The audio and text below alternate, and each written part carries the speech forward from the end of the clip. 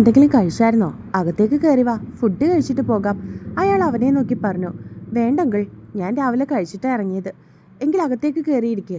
ഇവിടെ എത്രയാന്ന് വെച്ചാൽ അവളെ കാത്തു നിൽക്കുന്നത്? അയാൾ പറഞ്ഞതും അവൻ തലയാട്ടി. അയാളും അവനും കൂടി അകത്തേക്ക് കയറാൻ തുടങ്ങിയപ്പോഴാണ് ഋഷു കഴിച്ചിട്ട് വെപ്രാളപ്പെട്ട് പുറത്തേക്ക് ഇറങ്ങി വന്നത്. മോളെ, നീ ഫുഡ് കഴിച്ചോ? അവൾ ഇറങ്ങി വരുന്നത് കണ്ടതും അയാൾ സംശയത്തോടെ അവളോട് ചോദിച്ചു. ഉവ്വ് പപ്പേ. അവൾ ഉടുത്തിരുന്ന സാരി തുമ്പുകൊണ്ട് മുഖമൊന്ന് തുടച്ചിട്ട് അയാളെ നോക്കി മറുപടി പറഞ്ഞു. പോകാം. അവൾ ക്രിസ്റ്റിയുടെ മുഖത്തേക്ക് നോക്കി. അവളുടെ ബാക്കിലായിട്ട് അവളുടെ മമ്മി ഒരു കപ്പ് പാലുമായി അങ്ങോട്ടേക്ക് ഇറങ്ങി വന്നു. അത് കണ്ടതും അവൾ ദയനീയമായി അവളുടെ മമ്മിയുടെ മുഖത്തേക്ക് നോക്കി. ഇവൻ ഇവിടെ വന്ന് കാത്തു നിൽക്കുന്നു എന്നും പറഞ്ഞ് ഒരു ഇഡലി എങ്ങനെയൊക്കെയോ കഴിച്ചിട്ട് ഇറങ്ങി വന്നിരിക്കുക പെണ്ണ്. ഈ പാലും കൂടി കുടിച്ചിട്ട് പോകാൻ പറഞ്ഞിട്ട് കേൾക്കുന്നില്ല. അവർ അവരെ രണ്ടുപേരെ നോക്കി മറുപടി പറഞ്ഞു. ഋഷു ആണെങ്കിൽ ഇതൊക്കെ എന്തിനാ ഇപ്പം ഇവിടെ പറയുന്നത് എന്നുള്ള അർത്ഥത്തിൽ അവരുടെ മുഖത്തേക്ക് നോക്കി. ദാ ഇതും കൂടി കുടിച്ചേ. അവളെ നോക്കി പറഞ്ഞിട്ട് പാൽ അവൾക്ക് നേരെ നീട്ടി. എനിക്കിതൊന്നും വേണ്ട. അവൾ കുറച്ച് ദേഷ്യത്തോടെയാണ് അവരോട് മറുപടി പറഞ്ഞത്. ഡി, ക്രിസ്റ്റി ദേഷ്യത്തോടെ അവളെ വിളിച്ചു. അവളുടെ മമ്മിയോട് അവൾ ദേഷ്യപ്പെടുന്നത് കണ്ടിട്ടാണ് അവൻ അങ്ങനെ വിളിച്ചത്. അത് മനസ്സിലായതുപോലെ ഋഷു അവൻ്റെ മുഖത്തേക്ക് നോക്കാതെ പപ്പയുടെ മുഖത്തേക്ക് നോക്കി. ആ പാലും കൂടി കുടിച്ചിട്ട് മോളെ. എത്ര നേരം സ്കൂളിലിരുന്നിട്ടാ ഇനി നീ ഫുഡ് കഴിക്കാൻ ഇറങ്ങുന്നത്? നേരെ ചൊവ്വേ ആഹാരം കഴിച്ചില്ലെങ്കിൽ അത് നിന്റെ ആരോഗ്യത്തെ ബാധിക്കില്ലേ? അയാൾ അവളുടെ മുഖത്തേക്ക് നോക്കി പറഞ്ഞു. എനിക്ക് പാലും മോരും ഒന്നും വേണ്ട പപ്പേ. എല്ലാം കൂടി ആലോചിച്ചതും തികട്ടി വന്ന ദേഷ്യത്തെ അമർത്തി കടിച്ചു പിടിച്ചുകൊണ്ട് അവൾ അയാളെ നോക്കി മറുപടി പറഞ്ഞു. ക്രിസ്റ്റി അവളുടെ മമ്മിയുടെ കയ്യിലുണ്ടായിരുന്ന ആ പാല് വാങ്ങി. പിന്നെ അവളുടെ അടുത്തേക്ക് നീട്ടി. കുടിക്ക്. കുറച്ച് കടുപ്പിച്ച് തന്നെയാണ് അവനത് പറഞ്ഞത്. എനിക്ക് വേണ്ട. അവൾ അവനെ നോക്കാതെ മറുപടി പറഞ്ഞു. ഇപ്പോൾ നീ ഇത് വാങ്ങി കുടിച്ചില്ലെങ്കിൽ ഞാനായിരിക്കും നിന്നെ കൊണ്ടിത് കുടിപ്പിക്കാൻ പോകുന്നത്. അവൻ ദേഷ്യത്തോടെ അവളോട് പറഞ്ഞതും അവൾ കണ്ണുകൾ ഉയർത്തി അവൻ്റെ മുഖത്തേക്ക് നോക്കി. അതേ ഗൗരവത്തോടെ നിൽക്കുകയാണ് അവൻ. പറഞ്ഞാൽ അവൻ അതുപോലെ തന്നെ ചെയ്യുമെന്ന് അവൾക്ക് ഉറപ്പായിരുന്നു. അതുകൊണ്ട് തന്നെ വെറുതെ ഒരു പ്രശ്നം ഉണ്ടാക്കേണ്ടെന്ന് കരുതി അവൾ ആ കാൽക്കപ്പ് വാങ്ങി ചുണ്ടിലേക്ക് അടുപ്പിച്ചു. ഒരു ഇറ്റ് പോലും അതിനകത്ത് ബാക്കി ഉണ്ടാകരുത്. അവൻ താക്കീതോടുകൂടി അവളെ നോക്കി മറുപടി പറഞ്ഞു. അത് കേട്ടതും വേറെ നിവൃത്തിയില്ലാതെ അവൾ ആ കപ്പിലുണ്ടായിരുന്ന പാല് മുഴുവൻ കുടിച്ചതിന് ശേഷം ഗ്ലാസ് ദേഷ്യത്തോടെ അവളുടെ മമ്മിയുടെ കൈകളിലേക്ക് കൊടുത്തു. പിന്നെ അവരെ രണ്ടുപേരെയും ഒന്ന് നോക്കിയതിനു ശേഷം അവൾ നേരെ കാറിൽ ചെന്നിരുന്നു. ഞാൻ ഈ പാലുമായിട്ട് ഇറങ്ങി വന്നതിൻ്റെ ദേഷ്യ ഇപ്പം എന്നോട് കാണിച്ചിട്ട് പോയത്. അവൾ പോകുന്ന വഴിയെ നോക്കി അവളുടെ മമ്മി ഒരു ചിരിയോടെ പറഞ്ഞു. നമ്മൾ രണ്ടും പറഞ്ഞിട്ട് കേൾക്കാത്തത് ഇവൻ പറഞ്ഞപ്പോൾ ഒരൊറ്റ സെക്കൻഡ് കൊണ്ടല്ലേ നമ്മളുടെ മകൾ അനുസരിച്ചത്. അവളുടെ പപ്പയും ട്രോളിക്കൊണ്ട് പറഞ്ഞു. അവളെ നിലയ്ക്ക് നിർത്താൻ ക്രിസ്റ്റിയെ കൊണ്ടേ പറ്റുള്ളൂ എന്ന് ഞാൻ എപ്പോഴും ഇച്ചായനോട് പറയാറില്ലേ? അവർ ചിരിയോടെ വീണ്ടും പറഞ്ഞതും അയാളും അത് ശരിയാണെന്നുള്ള അർത്ഥത്തിൽ തലകുലുക്കി. ക്രിസ്റ്റി അതൊക്കെ ഒരു ചിരിയോടെ കേട്ടുകൊണ്ടിരിക്കുകയായിരുന്നു. ശരിയെങ്കിൽ ഞാൻ ഇറങ്ങട്ടെ. അവൻ അവരെ നോക്കി യാത്ര പറഞ്ഞുകൊണ്ട് കാറിന്റെ അടുത്തേക്ക് ചെന്ന് ഡ്രൈവർ സീറ്റിലേക്ക് കയറി. അവളാണെങ്കിൽ കടന്നല് കുത്തിയതുപോലെ മുഖവും വീർപ്പിച്ച് കൈകൾ രണ്ടും മാറിൽ കെട്ടി മുൻപിലേക്ക് തന്നെ നോക്കിക്കൊണ്ടിരിക്കുകയായിരുന്നു. അവൾ സീറ്റ് ബെൽറ്റ് ഒക്കെ ഇട്ടിട്ടുണ്ടെന്ന് ഉറപ്പാക്കിയതിനു ശേഷം അവൻ കാറെടുത്തു. പോകുന്ന വഴി കുറച്ചു നിമിഷം ഇരുവർക്കുമിടയിൽ മൗനമാണ് തളം കെട്ടിക്കിടന്നത്. നീ എത്ര മണിക്കാ രാത്രിയിൽ കിടന്ന് ഉറങ്ങുന്നത്? മൗനത്തെ ഭേദിക്കാനെന്ന പോലെ അവൻ ഡ്രൈവിങ്ങിനിടയിൽ അവളെ നോക്കി ചോദിച്ചു. അത് കേട്ടതും അവൾ ഒന്നും മിണ്ടാതെ, അത് കേട്ട ഭാവം പോലും നടിക്കാതെ മുൻപിലേക്ക് തന്നെ നോക്കിയിരുന്നു. നിന്നോട് ഞാൻ ചോദിച്ചത് കേട്ടില്ലേ? അവൻ വീണ്ടും അവളെ നോക്കി ചോദിച്ചു. എന്നാൽ ഇപ്രാവശ്യവും അവൾ ഒന്നും തന്നെ മിണ്ടിയില്ല. അവൾ അങ്ങനെ മിണ്ടാതിരിക്കുന്നത് കണ്ടതും അവന് ദേഷ്യം വന്നു. തന്നെ കളിയാക്കുന്നത് പോലെയാണ് അവൻ ആ നിമിഷം അത് തോന്നിയത്. അവൻ പെട്ടെന്ന് കാർ സൈഡിലേക്ക് ഒതുക്കി. എടി, നിന്നോടാ ഞാൻ ചോദിക്കുന്നത്.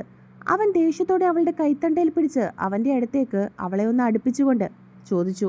ഞാൻ എത്ര മണിക്ക് കിടന്നുറങ്ങിയാലും സാറിനെന്താ? സാറ് പറഞ്ഞ സമയത്ത് തന്നെ ഞാൻ ഒരുങ്ങി റെഡിയായിട്ട് നിന്നില്ലേ? പിന്നെന്തിനാ ഞാൻ എത്ര മണിക്ക് ഉണരുന്നു, എത്ര മണിക്ക് ഉറങ്ങുന്നു എന്നൊക്കെ സാർ അറിയുന്നത്? അവളും ദേഷ്യത്തോടെ അവൻ്റെ മുഖത്തേക്ക് നോക്കി. ഡി ഒച്ച ഉയർത്താതെടി. അവളുടെ ഒച്ച ഉയർന്നു കേട്ടതും അവൻ ദേഷ്യത്തോടെ അവളുടെ കണ്ണുകളിലേക്ക് നോക്കി പറഞ്ഞു. പിന്നെ സാറിന് മാത്രം സംസാരിച്ചാൽ മതിയോ? എനിക്കും വായും നാക്കുമൊക്കെ ഉണ്ട്. എനിക്ക് സംസാരിക്കേണ്ട സ്ഥലത്ത് ഞാൻ തന്നെ സംസാരിക്കും. അവൾ വീണ്ടും ദേഷ്യത്തോടെ അവൻ്റെ മുഖത്തേക്ക് നോക്കി പറഞ്ഞു. നിന്റെ ആ നാവും ചുണ്ടും പിഴുതെടുക്കാൻ എനിക്ക് നന്നായിട്ട് അറിയാം. ആ പ്രവൃത്തികളൊന്നും നീ എന്നെക്കൊണ്ട് ചെയ്യിക്കരുത്. പൊന്നുമോള് ചിലപ്പോൾ താങ്ങിയെന്ന് വരില്ല. അവൻ താക്കിയതോടെ അവളെ നോക്കി പറഞ്ഞു. അതിൻ്റെ അർത്ഥമൊന്നും മനസ്സിലായില്ലെങ്കിലും അവൾ നെറ്റിച്ചൊളിച്ച് ദേഷ്യത്തോടെ അവനെ നോക്കി. നീ എന്തിനാ രാത്രിയിൽ റയാനെ ഇങ്ങനെ വിളിക്കുന്നത്? അവനെ വിളിച്ചില്ലെങ്കിൽ നിനക്കെന്താ ഉറക്കം വരില്ലേ? അവൻ വീണ്ടും അവളുടെ മുഖത്തേക്ക് നോക്കി ചോദിച്ചു. എൻ്റെ ഫോൺ, എൻ്റെ സിം കാർഡ് ഞാൻ റീചാർജ് ചെയ്യുന്നത്. എനിക്ക് ഇഷ്ടമുള്ള ആളിനെ ഞാൻ ഇഷ്ടമുള്ള സമയത്ത് വിളിക്കും. അതൊന്നും സാറ് ചോദ്യം ചെയ്യേണ്ട കാര്യമില്ല.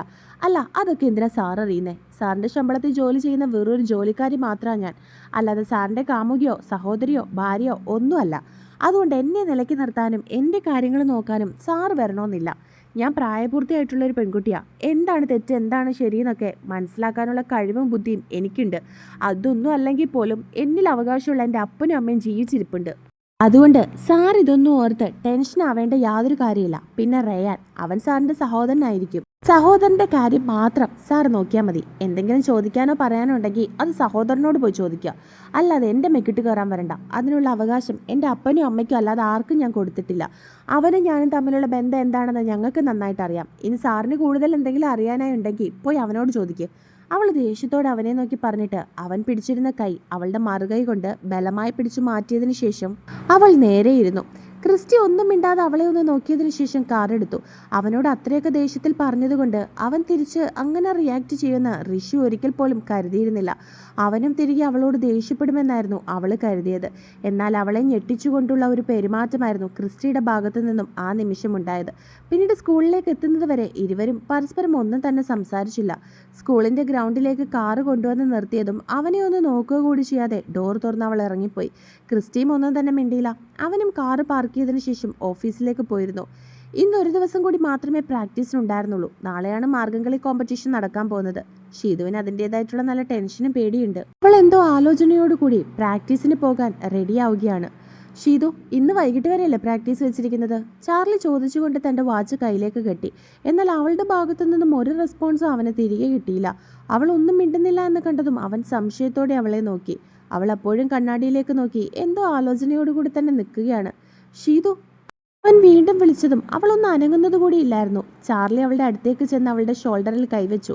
എന്തോ ആലോചനയോടെ നിൽക്കുകയായിരുന്നു അവൾ. പെട്ടെന്ന് ഞെട്ടിത്തിരിഞ്ഞ് അവൻ്റെ മുഖത്തേക്കൊന്ന് നോക്കി. ഷിതു, നീ ഇത് ഏത് ലോകത്താ പെണ്ണേ? എത്ര നേരമായി നിന്നെ വിളിക്കുന്നു, നിന്നോട് ഓരോന്ന് സംസാരിക്കുന്നു. നീയാണെങ്കിൽ ഒന്നും മിണ്ടുന്നതുമില്ല. എന്താ ഇത്രമാത്രം ആലോചിച്ചുകൊണ്ട് നിൽക്കുന്നേ? അവൻ സംശയത്തോടെ അവളുടെ മുഖത്തേക്ക് നോക്കി. എനിക്കെന്തോ വല്ലാത്തൊരു ടെൻഷൻ തോന്നുന്നു വെച്ചായാ. നാളെ എൻ്റെ കുട്ടികൾ തോറ്റുപോയാൽ അത് ഞാനും കൂടി തോറ്റുപോകുന്നതിന് തുല്യ. നാളത്തെ കാര്യം ഓർത്തിട്ട് എനിക്ക് ഇന്ന് നല്ല ടെൻഷനാകുന്നുണ്ട്. അവൾ വല്ലാത്ത ഭയത്തോടെ അവൻ്റെ മുഖത്തേക്ക് നോക്കി പറഞ്ഞു. അവരൊക്കെ നന്നായിട്ട് കളിക്കുന്ന കുട്ടികളല്ലേ ഷീതു? ആ പാടുന്ന കുട്ടി നല്ല അസലായിട്ട് പാടുന്നുണ്ട്. പിന്നെ എന്തിനാ നീ വെറുതെ ടെൻഷൻ അടിച്ചിങ്ങനെ പേടിക്കുന്നേ? അവൻ സംശയത്തോടെ അവളുടെ മുഖത്തേക്ക് നോക്കി ചോദിച്ചു. എന്നാൽ അവൾ അതിന് ഉത്തരവൊന്നും പറഞ്ഞില്ല. ദേ ഷീതു, നീ തളർന്നു പോയാൽ ആ കുട്ടികൾക്കുള്ള സെൽഫ് കോൺഫിഡൻസ് കൂടി നഷ്ടപ്പെടും. അവർക്ക് അവരിൽ തന്നെ ഒരു ഉറച്ച വിശ്വാസം ഉണ്ടായിരിക്കണം. അതാണ് നീ അവർക്ക് പറഞ്ഞു കൊടുക്കേണ്ടത്. എൻ്റെ മുഖം കാണുമ്പോൾ അവർക്ക് അതൊരു പ്രചോദനമായിരിക്കണം. നീ ഇങ്ങനെ വിഷമിച്ചിരുന്നാൽ അത് അവരുടെ കോൺഫിഡൻസിനെ കൂടിയാണ് ബാധിക്കുന്നത്. അതൊന്നും നിനക്ക് ഞാൻ പറഞ്ഞു തരേണ്ട കാര്യമില്ലല്ലോ. നീ ഇതുപോലെ കളിച്ചിട്ടുള്ളതല്ലേ? അവൻ സംശയത്തോടെ അവളുടെ മുഖത്തേക്ക് നോക്കി ചോദിച്ചതും അവളത് ശരിയാണെന്നുള്ള അർത്ഥത്തിൽ അവനെ നോക്കി തലയാട്ടി. റെഡിയായി കഴിഞ്ഞെങ്കിൽ താഴേക്ക് ഇറങ്ങി വാ, ഞാൻ കുഞ്ഞെന്തെങ്കിലും കഴിച്ചോ നോക്കട്ടെ. അവൻ പറഞ്ഞതും അവൾ ശരിയെന്നുള്ള അർത്ഥത്തിൽ അവനെ നോക്കി തലയാട്ടിയതിനു ശേഷം തലമുടി കെട്ടാൻ തുടങ്ങി. വാതിൽക്കൽ വരെ ചെന്നിട്ട് ചാർലി ഒന്ന് നിന്നു. തിരിഞ്ഞവളെ നോക്കിയതും അവളും സംശയത്തോടെ അവൻ്റെ മുഖത്തേക്ക് നോക്കി. നമ്മളെ തളർത്താൻ ഒരുപാട് പേര് കാണും ഷീതു. ഒരു ഫിനിക്സ് പക്ഷിയെ പോലെ അവിടെ നിന്നും പറന്നുയർന്നാൽ മാത്രമേ നമുക്ക് വിജയം ലഭിക്കൂ. ചുറ്റും നിൽക്കുന്നവരുടെ വാക്ക് കേട്ട് അവിടെ തന്നെ കിടന്നു പോയാൽ പിന്നൊരു ഉയർത്തെഴുന്നേൽപ്പ് നമുക്ക് സാധ്യമാവില്ല. അവൻ അവളെ നോക്കി പറഞ്ഞിട്ട് അവിടെ നിന്നും പോയി. ഷീതു അവൻ പോയ വഴിയെ നോക്കി നിന്നു. ചാർലി താഴേക്ക് ഇറങ്ങി ചെന്നതും റയാൻ്റെ ഒപ്പം കളിക്കുന്ന ഇസുവിനെയാണ് കണ്ടത്. ഇസു, ചാർലി അവളെ വിളിച്ചതും അവൾ റയാൻ്റെ കയ്യിൽ നിന്നും ഇറങ്ങി അവൻ്റെ അടുത്തേക്ക് ചെന്നു. അപ്പയുടെ മോൾ ഇവിടെ എന്തെടുക്കുക? അവനൊരു ചിരിയോടെ അവളോട് ചോദിച്ചു. റേയപ്പ കൂടെ കച്ചുവാ, അപ്പ എവിടെ പോവാ? ഇസു സംശയത്തോടെ അവൻ്റെ മുഖത്തേക്ക് നോക്കി. അപ്പ അമ്മയും കൊണ്ട് പള്ളിയിൽ പോവാ. ഇസു കൂത വരട്ടെ? അവൾ സംശയത്തോടെ അവൻ്റെ മുഖത്തേക്ക് നോക്കി വീണ്ടും ചോദിച്ചു. ഇന്ന് മോള് വരണ്ട. ഇന്ന് അമ്മ രാവിലെ പോയാൽ വൈകിട്ടേ വരുള്ളൂ. ഇസുമോക്ക് അവിടെ ഭയങ്കര ബോറായിരിക്കും. അതുകൊണ്ട് നമുക്ക് എല്ലാവർക്കും കൂടി നാളെ പോകാം. നാളെ അമ്മ പഠിപ്പിച്ച ആ ഡാൻസിൻ്റെ മത്സരമുണ്ട്. അപ്പോൾ അമ്മയ്ക്ക് ഫസ്റ്റ് കിട്ടാൻ ഈശോപ്പയോട് മോള് പ്രാർത്ഥിക്കണേ. അവൻ കുഞ്ഞിനെ നോക്കി പറഞ്ഞു. ഞാൻ പ്രാർത്ഥിക്കാം അപ്പേ. അവൾ തൻ്റെ കുഞ്ഞിരിപ്പല്ലി കാട്ടി അവനെ നോക്കി ചിരിച്ചു. അപ്പോഴേക്കും റെഡിയായിട്ട് ഷീതുവും അങ്ങോട്ടേക്ക് ഇറങ്ങി വന്നു. ഷീതു, ഞാൻ പ്രാർത്ഥിക്കാം. അവളെ കണ്ടതും അവളുടെ മുഖത്തേക്ക് നോക്കി ചിരിയോടെ കുഞ്ഞ് വീണ്ടും പറഞ്ഞു. അത് കേട്ടതും ഷീതു അവളെ തൻ്റെ കൈകളിലേക്ക് വാങ്ങിയതിനു ശേഷം അവളുടെ കവളിൽ അമർത്തി ചുംബിച്ചു. നിനക്കിന്ന് കോളേജിൽ പോണ്ടേ? ചാർലി സംശയത്തോടെ റയാൻ്റെ മുഖത്തേക്ക് നോക്കി. ഇന്ന് കോളേജ് അടയ്ക്കോ ചേട്ടായി? ഇന്നൊരു ദിവസത്തേക്ക് പോകാൻ എനിക്കൊരു മൂഡ് തോന്നുന്നില്ല. ഫ്രണ്ട്സ് ആരും വരുന്നില്ല. അതുകൊണ്ട് ഇന്ന് വീട്ടിലിരുന്ന് എൻ്റെ ഇസുവിനോടൊപ്പം കളിക്കാമെന്ന് ഞാനങ്ങ് തീരുമാനിച്ചു. അല്ലേ ഇസുബി? അവൻ പുരികം പൊക്കി അവളോട് ചോദിച്ചതും അവൾ കുഞ്ഞിപ്പല്ല് കാട്ടി ചിരിച്ചുകൊണ്ട് അവനെ നോക്കി തലയാട്ടി. റിയ ഇതുവരെ എഴുന്നേറ്റില്ലേ? അവൾ സംശയത്തോട് ചോദിച്ചു. ഞാൻ ഇവിടെ തന്നെയുണ്ട് ഷീതു. അവൾ അടുക്കളയിൽ നിന്നും ഒരു കപ്പ് ചായയുമായി അങ്ങോട്ടേക്ക് ഇറങ്ങി വന്ന് പറഞ്ഞു. അവളൊരു ഷോർട്സും ബനിയനുമാണ് വേഷം. അവൾ ആ ഡ്രസ്സ് ഇട്ട് ഇറങ്ങി വരുന്നത് കണ്ടതും ചാർലിയുടെയും ഷീതുവിൻ്റെയും കണ്ണുകൾ ആദ്യം പോയത് റയാൻ്റെ മുഖത്തേക്കായിരുന്നു. എന്നാൽ അവനും ഒരു ചിരിയോടെ അവളെ നോക്കുകയായിരുന്നു. അത് കണ്ട് ഷീതുവിന് സന്തോഷമായി. ചാർലിക്ക് സംശയമായിരുന്നു, ഇവനിതെന്താ പെട്ടെന്നൊരു മാറ്റം വന്നത് എന്നുള്ള ഡൗട്ടായിരുന്നു. നീ എന്താടി രാവിലെ തന്നെ മമ്മിയെ സഹായിക്കാൻ അടുക്കളയിൽ കയറിയോ? ഷീതു അവളെ കണ്ടതും സംശയത്തോട് ചോദിച്ചു. ചായ കുടിക്കാൻ വേണ്ടി അടുക്കളയിൽ ചെന്നതാ, പിന്നെ ആൻറ്റിയായിട്ട് സംസാരിച്ചെങ്കിരുന്നു, റിയ ഒരു ചിരിയോടെ പറഞ്ഞു. പപ്പ പോയോ? ചാർലി റിയാൻ്റെ മുഖത്തേക്ക് നോക്കി. പപ്പ ഇപ്പം അങ്ങോട്ട് ഇറങ്ങിയതേ ഉള്ളൂ ചേട്ടായി. അവനും തിരികെ മറുപടി പറഞ്ഞു. ആ, നിങ്ങൾ രണ്ടുപേരും വന്നോ? എങ്കിൽ നമുക്കെല്ലാവർക്കും ഫുഡ് കഴിക്കാം. മമ്മി ഫുഡ് ഡൈനിങ് ടേബിളിലേക്ക് കൊണ്ടുവച്ചതിന് ശേഷം അവരെ എല്ലാവരെയും നോക്കി. എല്ലാവരും ഡൈനിങ് ടേബിളിൻ്റെ മുൻപിലേക്ക് വന്നിരുന്നു. റിയ ഇരുന്നതും അവളുടെ നേരെ ഓപ്പോസിറ്റായിട്ടാണ് റയാൻ ചെന്നിരുന്നത്. അവൻ്റെ തൊട്ടപ്പുറത്തായിട്ട് ഷീതുവും അതിൻ്റെ അടുത്ത് ചാർലിയും, ചാർലിയുടെ മടിയിൽ ലിസുവും ഇരുന്നു. റിയയുടെ അടുത്ത് മമ്മിയും ചെന്നിരുന്നു. അവരെല്ലാവരും ഓരോന്ന് സംസാരിച്ചും മറ്റും ബ്രേക്ക്ഫാസ്റ്റ് കഴിച്ചു. എന്നാൽ റിയാൻ്റെ കണ്ണുകൾ ഇടയ്ക്കിടയ്ക്ക് തന്നിലേക്ക് ഓടിയെത്തുന്നത് റിയ അറിയുന്നുണ്ടായിരുന്നു. അത് കാണുമ്പോൾ അവൾ തലകുനിച്ച് അവനെ നോക്കാതിരിക്കും. ഷീതുവിൻ്റെ ടെൻഷനെ പറ്റി സംസാരിക്കുകയാണ് ചാർലിയും മമ്മിയും. മമ്മി അവളെ സപ്പോർട്ട് ചെയ്യുന്ന രീതിയിൽ അവൾക്ക് കുറേ മോട്ടിവേഷനൊക്കെ കൊടുക്കുന്നുണ്ട്. ഇത് വൈകിട്ടല്ലേ വരുള്ളൂ, ഞാൻ ചോറ് ഉച്ചയ്ക്ക് റയാൻ്റെ കൈ കൊടുത്തു വിടാവേ, അവർ അവളെ നോക്കി പറഞ്ഞു. എൻ്റെ മമ്മി, ഞാൻ ഉച്ചയ്ക്ക് പള്ളിയിലേക്ക് ചെല്ലുന്നുണ്ട്. അപ്പോൾ ഇവളെയും കൂട്ടി ഹോട്ടലിൽ പോയി ഫുഡ് വാങ്ങിച്ചു കഴിച്ചോളാം. ചോറൊന്നും മമ്മി കൊടുത്തു വിടണ്ട. അവൻ പറഞ്ഞതും അവർ ശരിയെന്നുള്ള അർത്ഥത്തിൽ അവനെ നോക്കി തലയാട്ടി. എല്ലാവരും കഴിച്ചു കഴിഞ്ഞതും ചാർലിയും ഷീതുവും അവരോട് യാത്ര പറഞ്ഞ് പള്ളിയിലേക്ക് തിരിച്ചു. മമ്മി അടുക്കളയിലേക്ക് പോയതും റിയ തൻ്റെ മുറിയിലേക്ക് പോകാൻ തുടങ്ങി. എന്നാൽ സ്റ്റെപ്പിൽ തട്ടി അവൾ വീഴാൻ പോയതും റയാനുമായി കൂട്ടിയിടിച്ച് രണ്ടും കൂടി താഴെ കിടന്നു. റിയയുടെ ചുണ്ടുകൾ അവൻ്റെ കവളിൽ പതിച്ചു. അവൻ തൻ്റെ ഇരു കൈകൾ കൊണ്ടും അവളെ ചേർത്ത് പിടിച്ചിരുന്നു.